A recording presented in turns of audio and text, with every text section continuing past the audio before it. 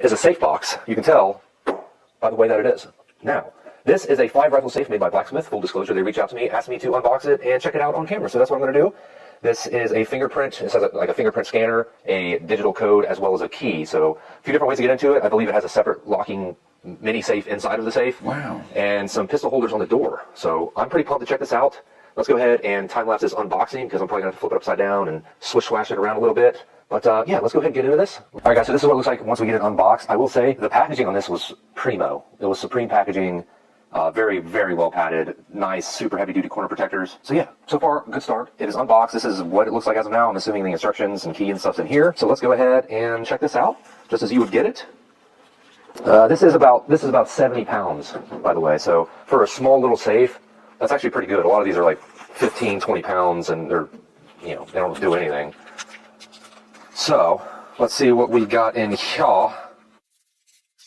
Let's see, user manual. I could be wrong, but these look like anchors to put it into the wall, I guess.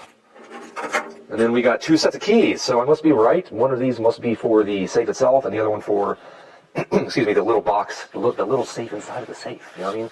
This thing's so safe, it's got 2 safes. Let's open this. You guys know my style. I like to just get in there and see what happens. There's a keyhole that slides down. There's a USB-C on here. What is that for? I don't know. Let's just open it up.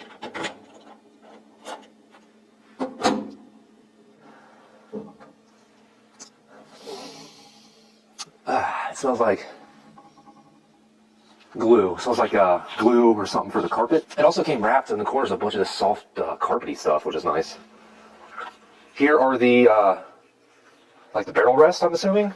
And yeah, let's check this out. I'm gonna bring you guys in here. We're gonna get a close up. And then we're going to try to put it all together, set the code and stuff, put something in there and see what it looks like. Alrighty, so we got a little warning label there. 4 AA batteries, okay. Refuse to install lithium. So no lithium, okay, that's interesting. There's our little safe inside of the safe. Is this unlocked yet? Nope. Got a little rack. A little rackazine in there.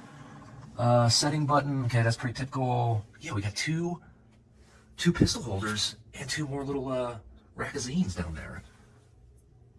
Now, as you guys know, most safes, you know, even like the big safes, they're like, oh, this is a 48 gun safe. You can literally fit like 15 if you're lucky. I don't think we're going to be able to get 5 in here. We're going to try it though with a few different styles. Stuff with optics is always the downfall. So, you know, single shots, bolt actions with no optics, things like that fit the best in safes. You guys already know that. But let's dive into this little box. What is this?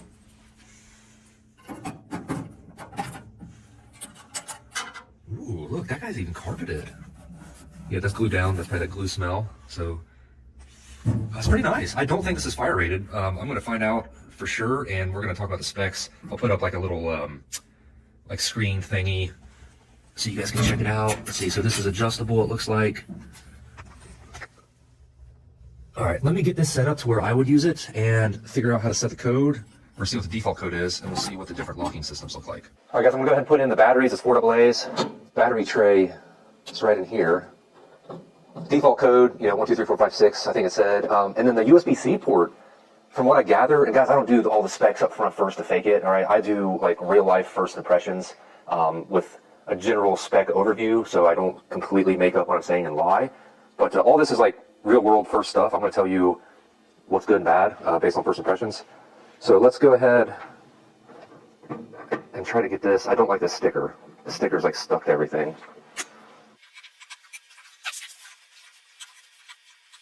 So yeah, the sticker covering the tray is a little annoying, but I guess that's just a minor setback.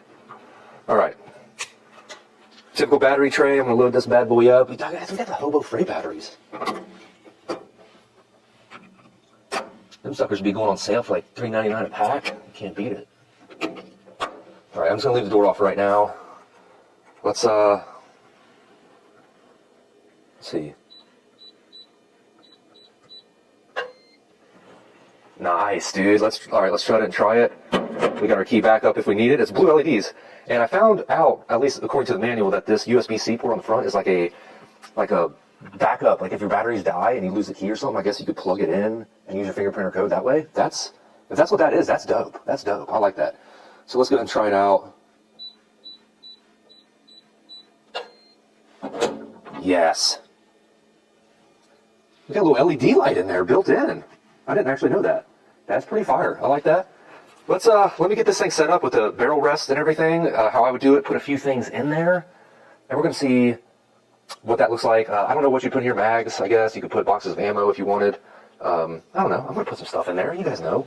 Let me get that going. I feel like this up here would be good. I don't think it's fire rated, so I wouldn't put anything like, you know, cash and like socials and birth certificates and stuff in here, unless you had a little fire box inside of this box. You know what I'm saying? So let me go ahead and get this thing set up with the fingerprint, and we're going to test that.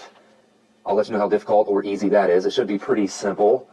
And then we're going to put some stuff in it. All right, that was pretty easy. You just hit the green setting button and then press it with your finger of choice 4 times. It didn't take the first time. I must have like moved my finger or something, but took the second time. Let's try it. Oh, dude, that's fast. That's fast. Some of these little cheap ones, like, that's I like that. I like that. Let's do it again. That's pretty dope. I'm not gonna lie. Let me just try a different finger and make sure it doesn't work.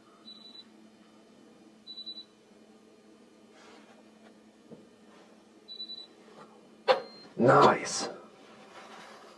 Guys, that's dope. I'm not gonna set a code right now. I just got it on fingerprint mode. I'll use the default code and change to that, you know, off camera. But yeah, so far, that's actually pretty sweet. Close up of this little Blacksmith 5-gun safe. Got our dial here. I still don't know what this does, but it's a spinning guy there. USB-C for backup power, which is cool. Hidden key backup, and of course the handle. I got it set on my fingerprints. Look at that, fast. Let's go top down. How about that? We got the safe inside the safe. I've got a SIG P250 and a Glock 19 style pistol back there. No problem. Different ammo, 50, 10, 57 SIG. Well, that's rare. 41 rim mag, what? We got a couple of P-mags up here. We got the, what is this? The Kiger, that's the Kiger there. 1911. Look at this, this was like meant to be. 5 BX25 1022 mags fit like a glove in this sucker. A couple of M&P 1522 mags down there. And then for your viewing pleasure, from left to right, we've got my first AR-15 ever made, or that I ever made. We have Century RES-47. We've got a Spanish Mauser 308, a Winchester Gallery Gun Model 62, and then a G3. And it all fits, it all shuts. There's your little LED right there. It does put a little glow. It could be brighter. It does time out though, I just found out. It doesn't stay on while the door's open. It's only when you first open it, and then it times out after so long. But yeah, guys, that's it. This thing weighs about 70 pounds. It's got anchor holes in the back as well as the floor.